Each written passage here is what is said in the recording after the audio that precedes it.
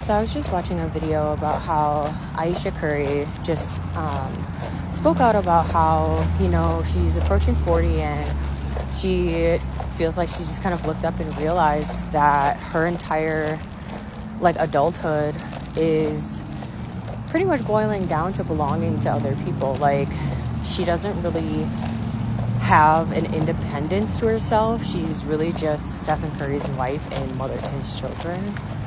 And I feel like the quiet part that people aren't necessarily saying out loud is that a lot of grandmas have been trying to say to you without saying to you that it is incredibly important for women to spend their especially early 20s focusing on themselves.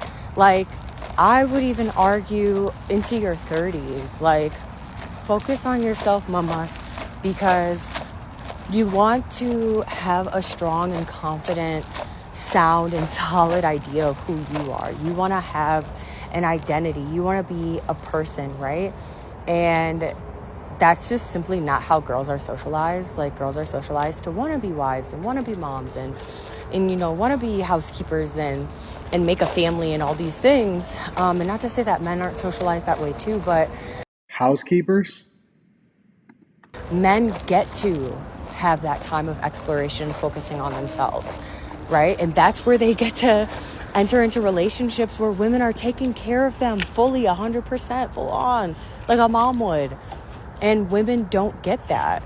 That is just often not the case. And so, I don't know, I just feel like that's the quiet part that the grandmas have been trying to tell you is It's so funny that we're having a conversation, and the jump off point for this is Ayesha Curry, right?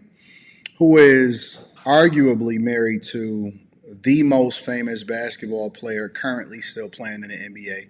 Now, I know some people will say that that title probably goes to LeBron James, and that's probably true. But this is not a Steph Curry versus a LeBron James conversation, nor is this a conversation to tear down Ayesha Curry, because I actually think that, she doesn't seem like she's doing anything wild or whatever or anything like that. But because you are a public figure and you continue to go on podcasts and have your opinion, then that is what then generates certain conversations and so on and so forth. But with that being said, let me ask y'all a question. What is wrong with being taken care of and being a wife? Why do y'all have to find yourselves at 40?